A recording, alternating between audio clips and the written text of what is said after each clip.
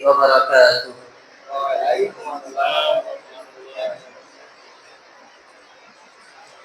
الحمد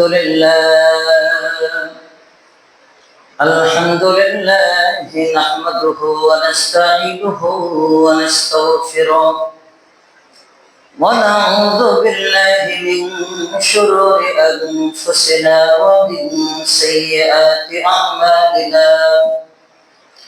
من يهده الله فلا مضل له ومن يضلله فلا هادي له.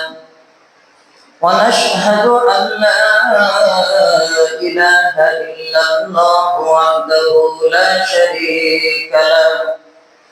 ونشهد أن سيدنا وسندنا وحبيبنا ومولانا محمدا عبده ورسوله الذي أرسله كافة للناس بشيرا ونذيرا وداعيا إلى الله بإذنه وسراجا وقمرا منيرا.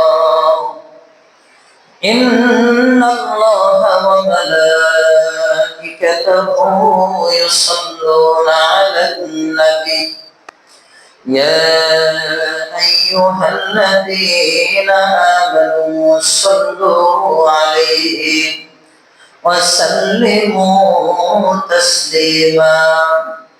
জবান খুলে দরুদ ইব্রাহিম পড়ি, সকলেই আমার সাথে পড়ুন।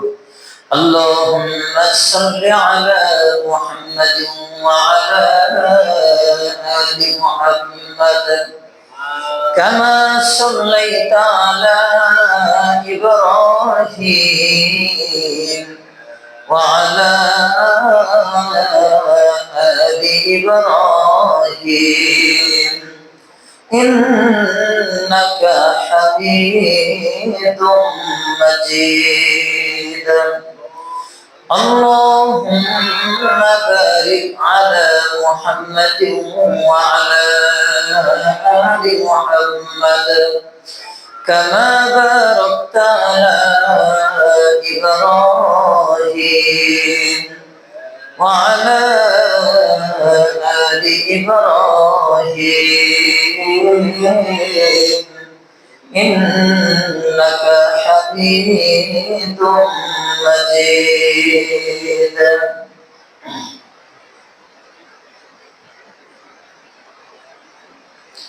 সমস্ত প্রশংসা মহান আল্লাহ জাল্লা শানুহুর দরবারে, যেই মহান রব্বে কারীম আমাকে আপনাকে বড় দয়া করে মায়া করে আল্লাহর ঘর মসজিদে তারই গোলামি করবার উদ্দেশ্যে আগে আগে আসার এবং বসার তৌফিক এনায়েত করেছেন। ওই মহান রবের আলিশান দরবারে জবান খুলে কালিমাতু শুকর আদায় করছি। একবার জোরে আওয়াজ দিয়ে বলি আলহামদুলিল্লাহ। আর একটু আওয়াজ দিয়ে বলি আলহামদুলিল্লাহ। আমরা রবের প্রশংসা করলাম, যে রব আমাদেরকে সুস্থতার নিয়ামত দান করেছেন, যিনি অসুস্থ হওয়ার আগ পর্যন্ত বোঝেন না যে সুস্থতার নিয়ামতটা কি। যখন অসুস্থ হয়, দুর্বল হয়ে যায়, বেডে শুয়ে থাকতে হয়, আরেকজনের সহযোগিতা ছাড়া কাজ করতে পারে না, চলতে পারে না, এমন ব্যক্তির কাছে গেলে বুঝে আসে যে আসলে সুস্থতার নিয়ামতটা কত বড় দামি নিয়ামত। আপনার যত আপনজনই হোক, আপনি এক সপ্তাহ বেডের মধ্যে শুয়ে থাকেন, আপনি সব আদেশ যা মনে চাইবে তা বলবেন, অনেক আদেশই পুরো হবে না। তখন সহ্য করে নিতে হয়, মেনে নিতে হয়। ঠিক আল্লাহ তাআলা আমাদেরকে সুস্থতার নিয়ামত দিয়েছেন, তাই আমরা বুঝি না। এজন্য সকলেই সুস্থ থাকা অবস্থায় যে সকল ইবাদতগুলি করা কর্তব্য, ওই সকল ইবাদতগুলি যেন আমরা ভুলে না যাই এবং সুন্দরভাবে আল্লাহকে খুশি করবার উদ্দেশ্যে শুকরগুজার বান্দাদের তালিকায় যেন আমার আপনার নামটা উঠে যায়। এজন্য আমরা সকলেই বেশি থেকে বেশি নিয়ামতের শুকরিয়া আদায় করার চেষ্টা করব। আল্লাহ আমাকে সহ সকলকে যেন শুকরগুজার বান্দা হওয়ার তৌফিক এনায়েত করেন। আমরা সকলেই একটু আওয়াজ দিয়ে বলি আমিন।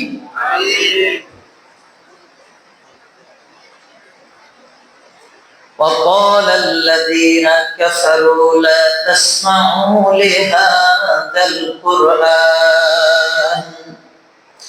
والغوا فيه لعلكم تغلبون। আল্লাহ রাব্বুল আলামিন কোরআনে কারীমের এই আয়াতের মধ্যে বান্দাদেরকে মেসেজ দিয়ে জানিয়ে দেন, ও বান্দারা, দুনিয়ার জমিনে যারা কাফের এবং যারা মুশরিক, এরা যখন কোরআনে কারীমের তেলাওয়াত করা হয়, কোরআনের তেলাওয়াত করা হয়, কাফের মুশরিক যারা, তারা তখন ওই সময় তাদেরকে বাধা প্রদান করে।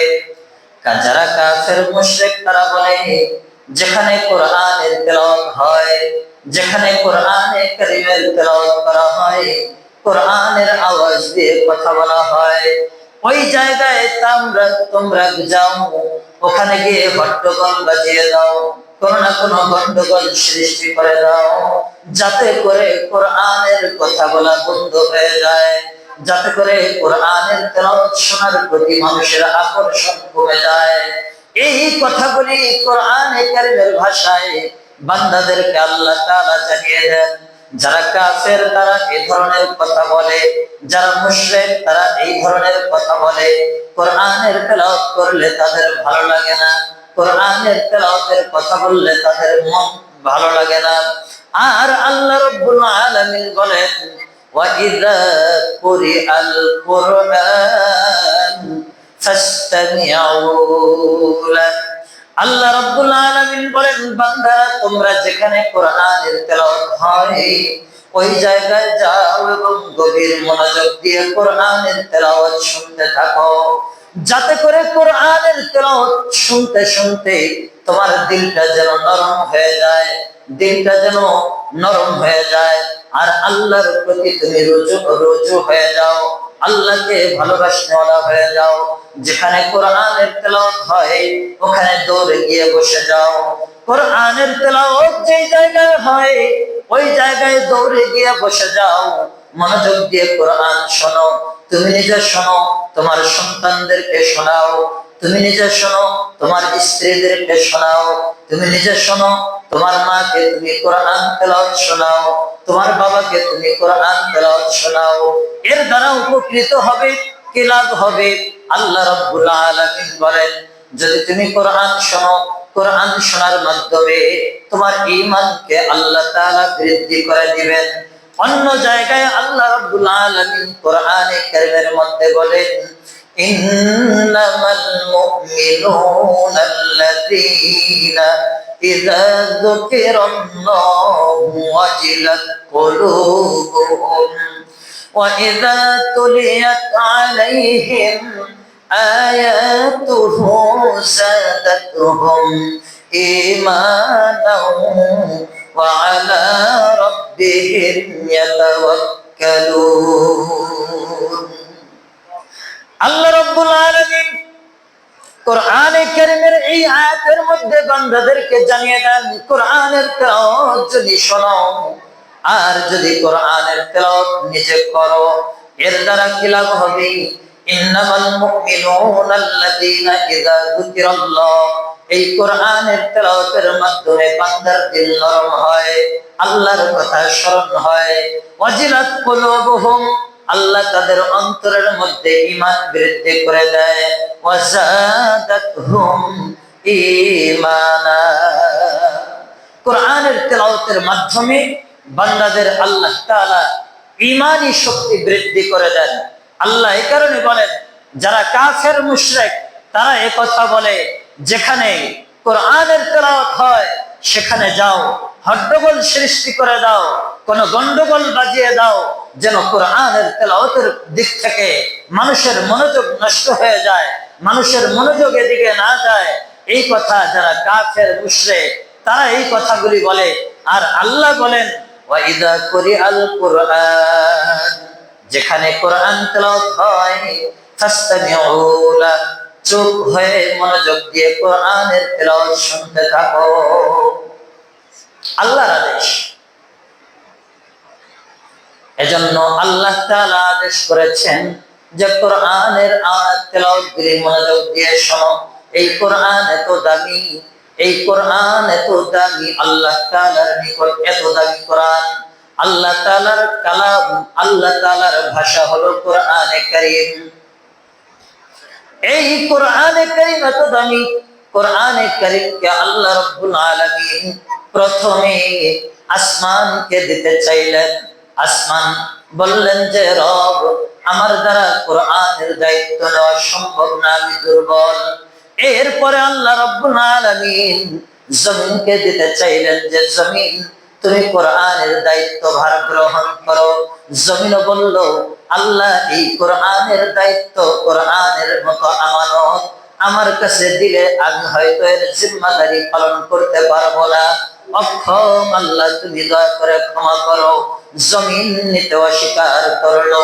আল্লাহ বলেন ওয়াল জিবাল, পাহাড়কে যখন জিম্মাদারি দিতে চাইলেন, কোরআনটাকে আল্লাহ তাআলা পাহাড়কে দিতে চাইলেন, পাহাড়ও বলল যে আমিও পারবো না। আল্লাহর কাছে অস্বীকৃতি জানাইলো, আল্লাহর কাছে অস্বীকৃতি জানাইলো। রব, কোরআনে কারীমের মতো এমন জিম্মাদারি, কোরআন এত বড় আমানতদারি বস্তু, এই বস্তুর জিম্মাদারি আমি নিতে পারবো না।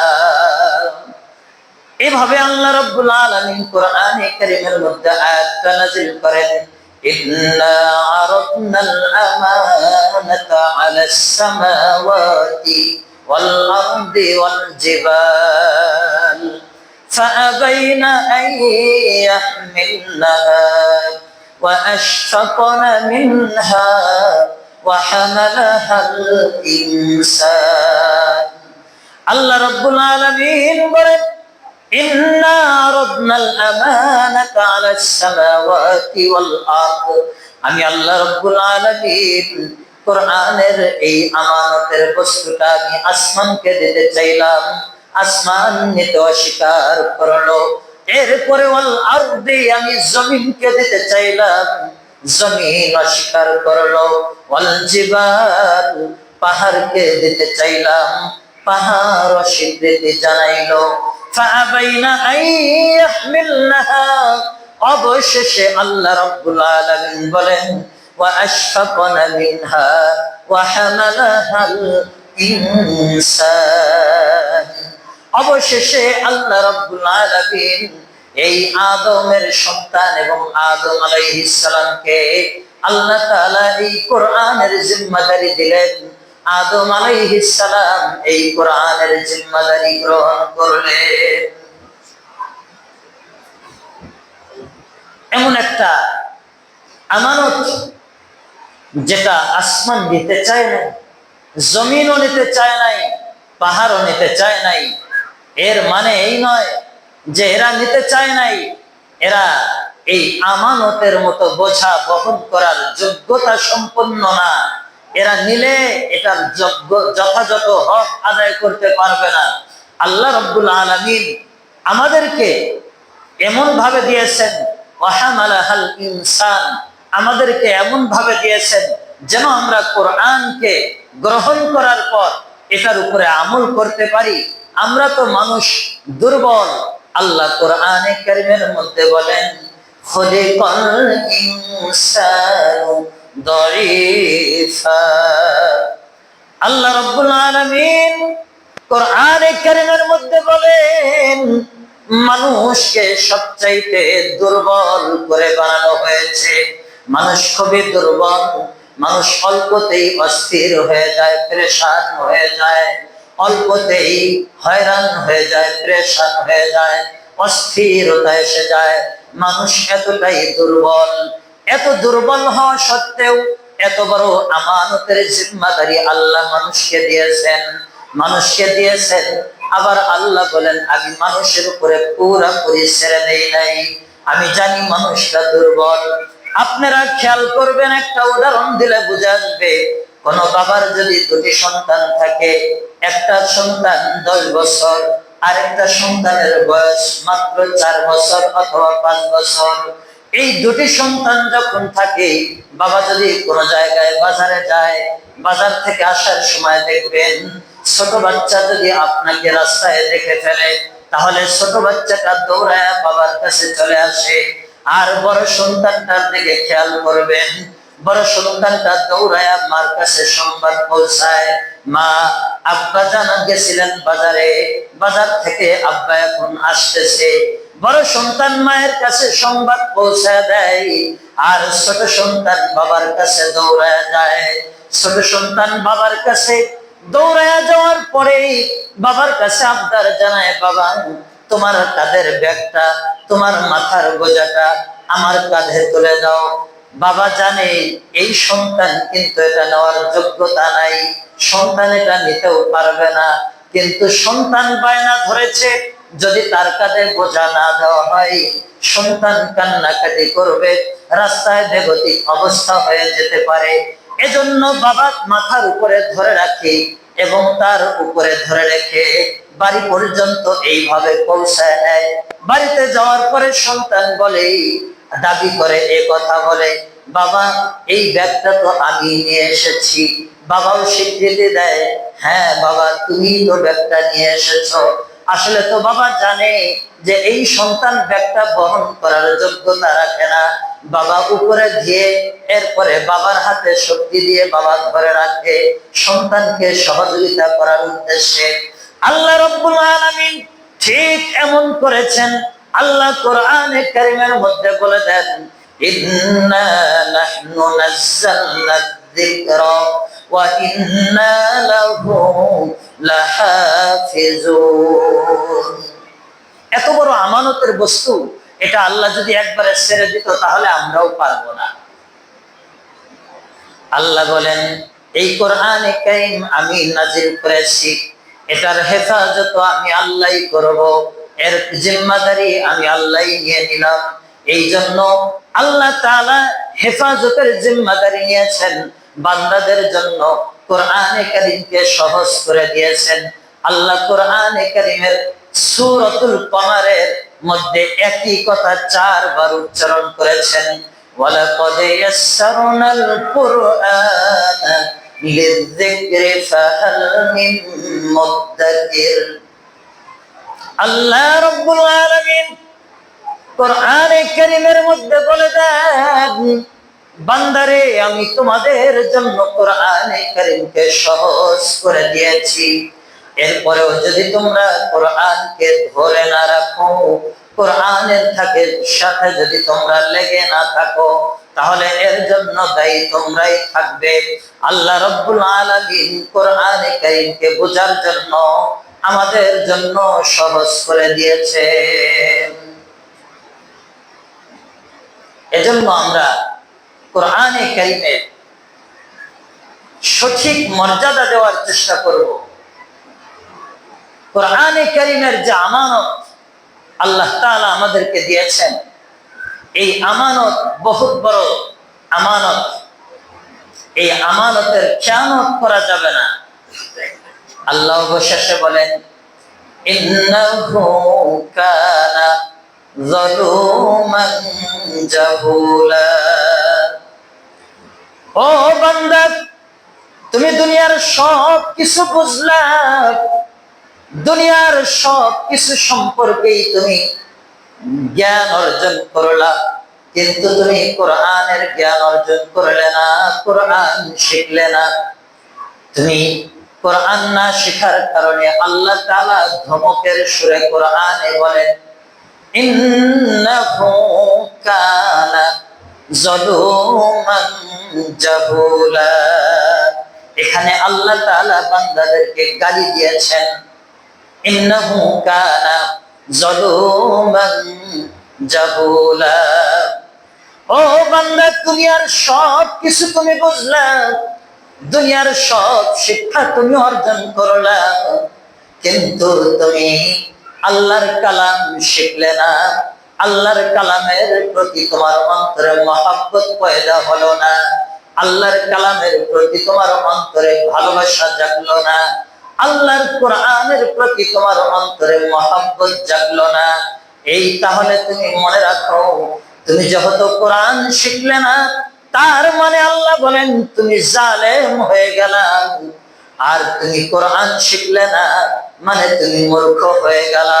তুমি দুনিয়ার সবকিছু শিখলে, কোরআন শিখলে না, তাহলে তুমি মূর্খ হয়ে গেলা।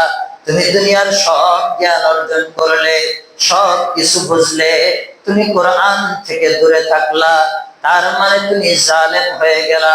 তুমি দুনিয়ার সবকিছু অর্জন করলে, কোরআন থেকে দূরে থাকলা, তার মানে তুমি মূর্খ হয়ে গেলা।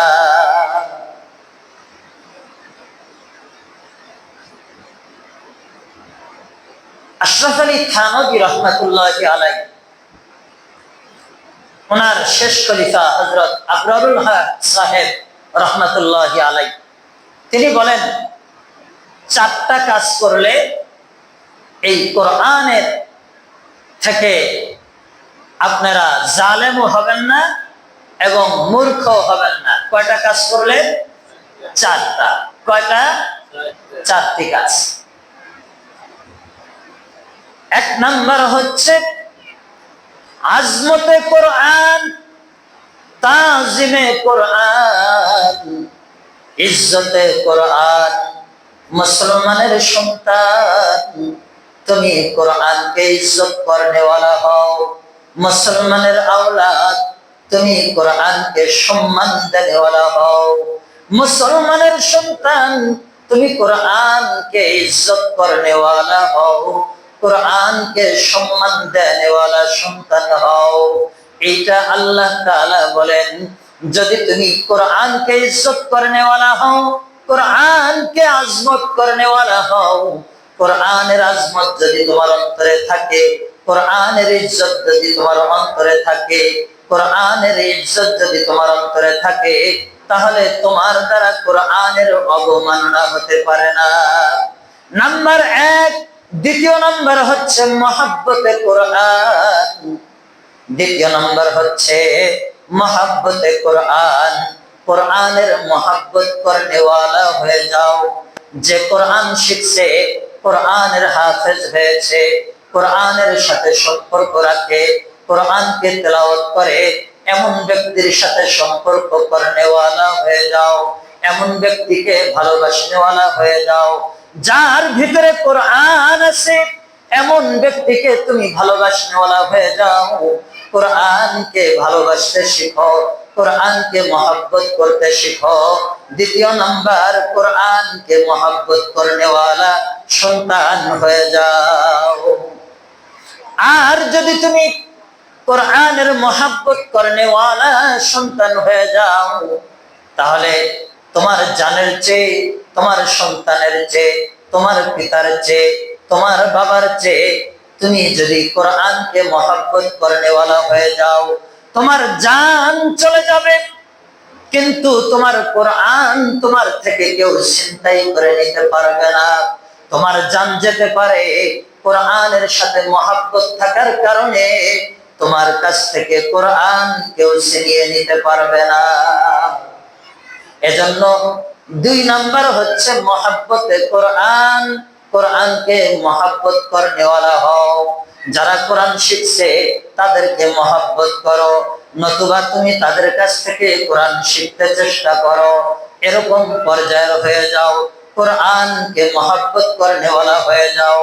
এখন তো বর্তমান সময়ে দেখা যায় যে কোরআনের মধ্যে পেশাব করে ফেসবুকের মধ্যে ছেড়ে দিয়েছে, এরপরেও আমার অন্তরে কোনো কাঁপুনি ওঠে না, অন্তরে কোনো মায়া লাগে না, অন্তরে কোনো ব্যথা তৈরি হয় না।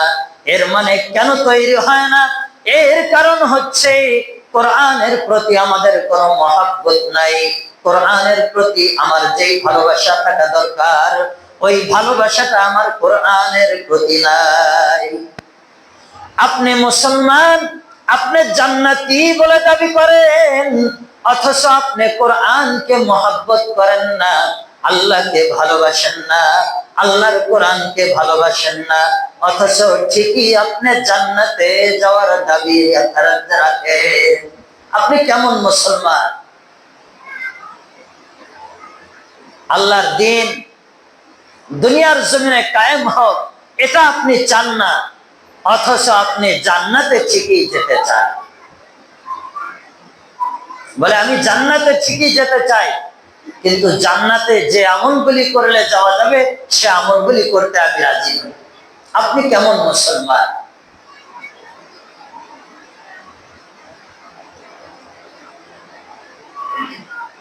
আল্লাহ রাব্বুল আলামিন কোরআনে কারীমের মধ্যে বলেন যে কোরআনে কারীমকে ইজ্জত করলে দ্বিতীয় নাম্বার হলো মহব্বতে কোরআন, আর তৃতীয় নাম্বার হচ্ছে কোরআন যে তাজবিদ আছে এই তাজবিদ অনুযায়ী তেলাওয়াত করা।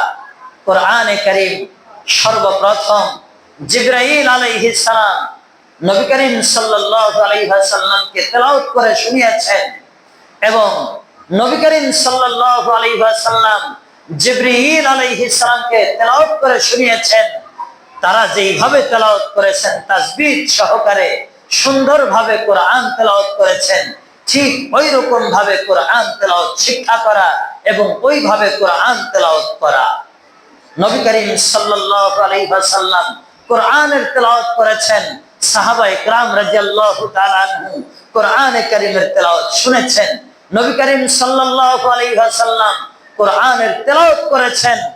আর আবু লাহাব, শাইবা, উতবা যারা কাফের মুশরিক ছিলেন, যারা ইসলাম বিদ্বেষী ছিলেন, তারা লুকায়া লুকায়া কোরআনে কারীমের তেলাওয়াত শুনেছেন। আল্লাহর রাসূল তেলাওয়াত করেছেন আর তারা তেলাওয়াত শুনেছেন। সেই তেলাওয়াত আজমতের সাথে করা, তাসবিদের সাথে করা, তারতিলের সাথে কোরআনের তেলাওয়াত করা। এখন তো আমরা বাংলা উচ্চারণ দিয়ে কোরআন শিখতে চাই না। বাংলা উচ্চারণ দিয়ে আপনি হরফের উচ্চারণ সঠিক না হওয়ার কারণে অর্থের পরিবর্তন হয় এবং অনেক জায়গায় আপনার তেলাওয়াত আপনাকে লানত করে যায়। আমি মুসলমান, আমি মুসলমানের সন্তান, অথচ আমি 60 বছর 70 বছর আমার হায়াতের জিন্দেগি, আমি এ পর্যন্ত আমার প্রিয় বয়স থেকে 40টি বছর অতিবাহিত হয়ে গেল, এখন আমি কোরআন শিখলাম না। এখন আমি নামাজ পড়ি 5 ওয়াক্ত, কোরআন সহি শুদ্ধ করে পড়ার কোনো চিন্তা ভাবনাও আমার অন্তরে জায়গা করে নিল না। আমি আল্লাহর কাছে কি জবাব দেব? এজন্য কোরআনে কারীমকে মহব্বত করা, কোরআনে কারীম শেখার জন্য অন্তরে আগ্রহ পয়দা করা। যারা শিখে, যারা শিখছেন তাদের কাছ থেকে শিখা। কোরআনের মর্যাদা অনেক। যারা কোরআনে কারীম তেলাওয়াত করবে তাদের মর্যাদার দিকে তাকিয়ে একটা হাদিস আছে, ইন্নাল জান্নাতা তাশতাকু ইলা খামসাতি নাফারিন তালিল কুরআন ওয়া হাফিযিল লিসান ওয়া মুতঈমিল জিআন ওয়া মুকসিল উরয়ান ওয়া মান সাল্লা আলা হাবিবির রহমান। আল্লাহর রাসূল পয়গম্বর মুহাম্মদ সাল্লাল্লাহু আলাইহি ওয়াসাল্লাম হাদিসের মধ্যে বর্ণনা করেন 5 শ্রেণীর ব্যক্তিদের জন্য আল্লাহর জান্নাত গভীর আগ্রহের সাথে অপেক্ষা করতেছে। এই 5 শ্রেণীর ব্যক্তিদের মধ্যে প্রথম নাম্বার যেই ব্যক্তি, তিনি হলেন ইন্নাল জান্নাতা তাশতাকু ইলা খামসাতি নাফারিন তালিল কুরআন। এক নাম্বার হচ্ছে কোরআনে কারীমের তেলাওয়াত করনেওয়ালা, যেই ব্যক্তি অন্তর দিয়ে আল্লাহকে খুশি করবার উদ্দেশ্যে, রবের সন্তুষ্টির জন্য আল্লাহর কালাম মনোযোগ দিয়ে তেলাওয়াত করবে, ওই ব্যক্তির জন্য আল্লাহর জান্নাত গভীর আগ্রহের সাথে অপেক্ষা করে। তাহলে আমাদেরকে আল্লাহর জান্নাতি হতে হইলে, আল্লাহর নিয়ামত পরিপূর্ণ জান্নাত আপনার জন্য আমার জন্য অপেক্ষা করবে, এমন জান্নাতি যদি আমরা হতে চাই, তাহলে আমাদেরকে কোরআনের মহব্বত অন্তরে পয়দা করতে হবে। আর কোরআন তারতিলের সাথে তেলাওয়াত করতে হবে। আর কোরআন তেলাওয়াত করা এটা সকল মুসলমানের জন্য ফরজ। হ্যাঁ, এমন নয় কোরআনের তথ্য জ্ঞান অর্জন করা, কোরআন অর্থ সহকারে শিক্ষা করা এটা ফরজে কিফায়া। কারণ এটা সমাজের মধ্যে, এলাকার মধ্যে 4 জন 5 জন ব্যক্তি, 10 জন 12 জন ব্যক্তি ভালো আলেম যারা কোরআনের তর্জমা জানে, কোরআন শিখে, এমন 4-5 জন এলাকার মধ্যে আলেম থাকলে যথেষ্ট। সকলেই যে শাইখুল হাদিস হতে হবে, সকলেই যে কোরআনের তর্জমা জানবে এবং শিখবে এমন হওয়া লাগবে না। কিন্তু কোরআনের তেলাওয়াত করা সকলের জন্য ফরজ, সকলের জন্য সমান তালে ফরজে আইন। এটা ফরজে কিফায়া নয় যে একজন পড়লে বাকিদের পক্ষ থেকে আদায় হয়ে যাবে। এটা জানাজার মতো ফরজে কিফায়া আমল নয় যে 4-5 জন আদায় করলো তো এলাকার সবার পক্ষ থেকে আদায় হয়ে গেল। এটা কোরআনে কারীমের তেলাওয়াত শিক্ষা করা ফরজে আইন সকল মুসলমান নর-নারীর উপরে। তাই এই কোরআনে আমরা যেমন 5 ওয়াক্ত নামাজ পড়ি ফরজে আইন, ঠিক একই রকম ভাবে কোরআনে কারীমের তেলাওয়াত সহি শুদ্ধ করে শিক্ষা করা এটা আমাদের সকলের উপরে ফরজে আইন। এটা সাধারণ কোনো ফরজ নয়, কঠিন একটা ফরজ। আপনি এই জিম্মাদারি যদি না পালন করেন, এর হক যদি আপনি না আদায় করেন, এই হক আদায় না করার কারণে আল্লাহ তাআলা আপনাকে কিয়ামতের ময়দানে জাহেল বলে ডাক দিবে, জালেম বলে ডাক দিবে। তুমি তো জাহেল, তুমি তো মূর্খ, এই কথা বলে আল্লাহ হাশরের ময়দানে ডাক দিবে আপনি কোরআনের তেলাওয়াত না শিক্ষা করার কারণে।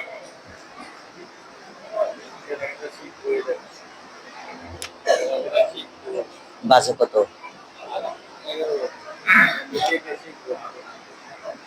এজন্য আমরা এই কোরআনে কারীমের তেলাওয়াতকে প্রত্যেক মুসলমানের উপরে ফরজ শিক্ষা করা সহি শুদ্ধ করে। এজন্য আমরা জান প্রাণ দিয়ে চেষ্টা করতে রাজি থাকবো এবং ভালোভাবে এই কোরআনে কারীম সহি শুদ্ধ করে শিক্ষা করার চেষ্টা করব, যেন আল্লাহ তাআলা আমাদেরকে এটা শিক্ষা করার তৌফিক দান করেন। বলেন আমিন। কোরআনের মর্যাদা কেমন? যারা কোরআন পড়তে পড়তে মারা যায় তারা আল্লাহর বন্ধু হয়ে মারা যায়। কোরআন পড়তে পড়তে মারা গেল মানে আল্লাহর বন্ধু হয়ে মারা গেল। তার জন্য জান্নাতে হুর যারা, হুর গিলমান যারা জান্নাতের প্রাসাদের মধ্যে গান গাইতে থাকে। আমার তো আর সেই জান্নাতি হুরের সুরে গান হবে না, এই ফাটা ভাষা আর ওই রকম সুন্দর বলাও যাবে না। তবে হাদিসের ভাষায় যতটুকু নকল করা যায় অতটুকু আমি আপনাদেরকে শোনায় দেই। জান্নাতি হুর গিলমান তারা এই কথা বলবে যে মুনতাজির গাছটা নিশাস্তান সোয়েতু আমাদা বারে নুমায়াম রুয়েতু। মুনতাজির গাছটা নিশাস্তান সোয়েতু আমাদা বারে নুমায়াম রুয়েতু।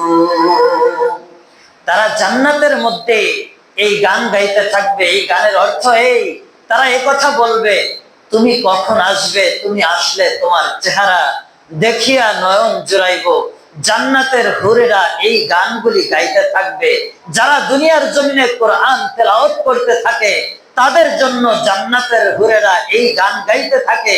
সে তেলাওয়াতরত অবস্থায় মারা যাবে মানে আল্লাহর বন্ধু হয়ে মারা যাবে, আর আল্লাহর বন্ধু হয়ে মারা যাবে মানে সোজা সে জান্নাতে যাবে। আমরা একটু সুবহানাল্লাহ বলবো না? একটু আওয়াজ দিয়ে বলি সুবহানাল্লাহ। কারণ এত বড় মর্যাদাপূর্ণ কোরআন, তা আমরা কি কোরআন শিখতে আগ্রহী আছি ইনশাআল্লাহ? কোরআন না শিখে মরবো না, কোরআন যেন শিখে মরি এমন নিয়ত করতে পারি আমরা। আর আমাদের এখানে ইনশাআল্লাহ রমজান সামনে, খুব বেশি দূরে নয়, কাছাকাছি। রমজানের আগে যেন আপনারা কোরআন শরীফ পড়তে পারেন, এজন্য এশার নামাজের পরে আপনারা যদি চান, বয়স্ক মুরব্বী যারা আছেন, যুবক যারা আছেন, আপনারা পড়তে চাইলে আমি ইনশাআল্লাহ এখানে এশার নামাজের পরে আপনাদেরকে পড়ানোর জন্য তালিম দেওয়ার চেষ্টা করব। আপনারা ইনশাআল্লাহ বসে পড়ার যদি সময় দেন, ইনশাআল্লাহ আপনাদেরকে পড়ানো হবে। কারা কারা পড়বেন একটু হাত তুলেন তো দেখি, কারা কারা পড়বেন? আল্লাহকে খুশি করার জন্য মিথ্যা হাত উঠানো দরকার নেই, আল্লাহকে খুশি করার জন্য উঠান, যেন আল্লাহ